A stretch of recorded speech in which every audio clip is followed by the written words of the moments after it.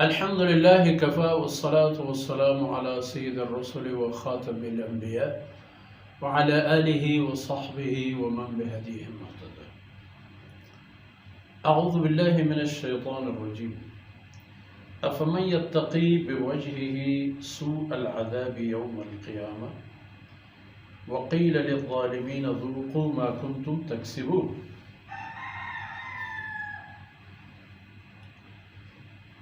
كذب الذين من قبلهم فأتاهم العذاب من حيث لا يشعرون فأذاقهم الله الخزي في الحياة الدنيا ولعذاب الآخرة أكبر لو كانوا يعلمون. سبحانك لا علم لنا إلا ما علمتنا إنك أنت العليم الحكيم.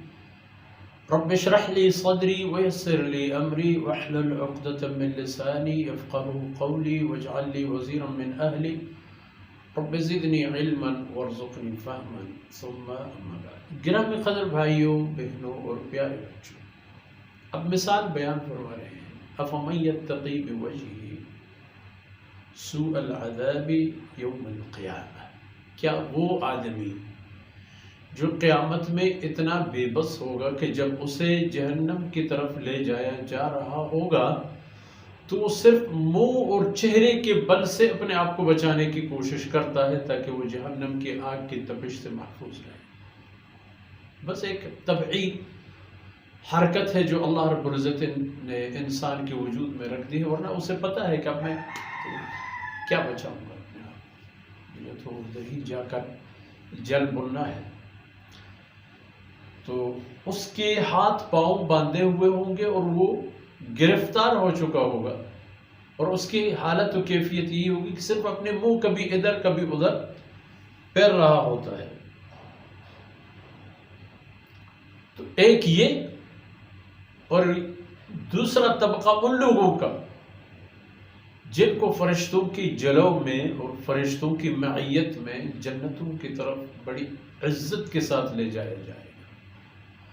ایک نقطہ یاد رکھیے میرے بھائیوں بہنوں کہ اللہ کی بندگی اور دین کے لیے اس دنیا میں جو مسلمان سب سے زیادہ ذلیل کیا جائے گا، آخرت میں اللہ رب العزت اتنا ہی انہیں عزت دیں گے، اتنا ہی ان کی عزت افزائی فرمائیں گے. تو اس لیے دیکھا جائے یہاں انسان کو دین سے متعلق اپنے لیے کوئی عزت شرف یا معیار قائل ہونا نہیں چاہیے. جو ہو سو ہو، دین سے متعلق کوئی سمجھوتا نہ. تو وہ آدمی اور یہ کبھی برابر نہیں ہوں گے. تو ان لوگوں سے کہا جائے گا کہ ذوقوا ما کنتم تکسبون، اب چھکو اور اسی حالت میں رہو، اور یہ سب کچھ وہی کچھ ہے جو تم لوگ دنیا میں کما چکے تھے. یہ آپ کی دنیاوی کمائی ہے، چاہے حرام مال کی صورت میں یا ظلم اور زیادتی اور خلق خدا کو پریشان کرنے اور شرک و کفر کے ارتکاب کی صورت میں. یہ آپ کی کمائی ہے، آپ کی کمائی آپ کے ساتھ آ گئی.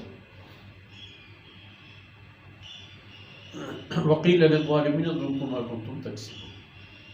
اب چھک لو، مزہ لو، انجوائے کرو جو کچھ تم نے دنیا میں کر لیا تھا، کما لیا تھا، بنا لیا تھا. کذب الذین من قبلہم، یہ جو آپ کی قوم ہے جو نہیں مان رہے ہیں آپ کی باتیں اور آپ کے خلاف کڑے ہو چکے ہیں، بغاوت کر چکے ہیں بقول خود آپ کے خلاف. تو ان لوگوں سے پہلے بھی قومیں ایسی گزری ہیں جنہوں نے انبیاء علیہ السلام کی تکذیب کی ہے. پھر کیا ہوا؟ فَأَتَاهُمُ الْعَذَابُ مِنْ حَيْثُ لَا يَشْعُرُونَ، ان پر گرفت آ گئی اللہ کا، اور اللہ رب العزت کا عذاب ایسی حالت میں آ گئی کہ انہیں اس کا احساس ہی تک نہیں تھا. انہیں اندازہ اور احساس بھی نہیں تھا کہ ہم یہاں سے پکڑے جائیں گے، وہاں سے کوئی زلزلہ آئے گا، کوئی طوفان آندھی آئے گی، کوئی بیماری پڑ جائے گی. انہیں پتہ ہی نہیں تھا، اور اچانک عذاب نے ان کو دبوچ لیا. پھر کیا ہوا؟ فَأَذَاقَهُمُ اللَّهُ الْخِزْيَ فِي الْحَيَاةِ الدُّنْيَا. ان لوگوں کو اللہ رب العزت نے ایک تو مزہ چکا دی ان کی کارکردگی کا دنیا میں رسوائی کی صورت میں. دنیا میں اللہ رب العزت نے انہیں ذلیل کر دیا. جو میدان بدر میں غریب قسم کے اور ان لوگوں کے معاشرتی اصطلاح کے مطابق لاوارث اور بے بس قسم کے مسلمان ان کے بڑے بڑے صنادید کو پکڑ کے گھسیٹ رہے ہوتے تھے، یا جو گرفتار کیے گئے تھے ان کے ساتھ انہوں نے وہی سلوک کیا. ان کے غلام تھے، ان کے ہاتھ پاؤں باندھ لیے اور ان کو ہانکتے ہوئے لے گئے. اور ان کے بڑے بڑے لوگ جو مارے گئے اور دوبارہ کسی کام کے قابل نہیں رہے. یہ سب رسوائیاں ہیں دنیا. فَأَذَاقَهُمُ اللَّهُ الْخِزْيَ فِي الْحَيَاةِ الدُّنْيَا. اللہ رب العزت نے دنیا کی زندگی میں انہیں رسوائی کا مزہ چکھا دی. وَلَعَذَابُ الْآخِرَةِ أَكْبَرُ لَوْ كَانُوا يَعْلَمُونَ. اگر انہیں اندازہ ہو، اگر انہیں پتہ چل جائے تو آخرت کے عذاب اور بھی زیادہ تباہ کن اور